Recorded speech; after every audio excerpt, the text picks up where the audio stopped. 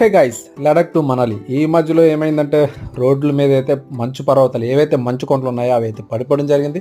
So traffic అయితే కంప్లీట్గా both side ఆ వైపు నుంచి వచ్చే వెహికల్స్ అక్కడ ఆగిపోయి, ఈ వైపు నుంచి వచ్చే వెహికల్స్ ఇక్కడ ఆగాయి.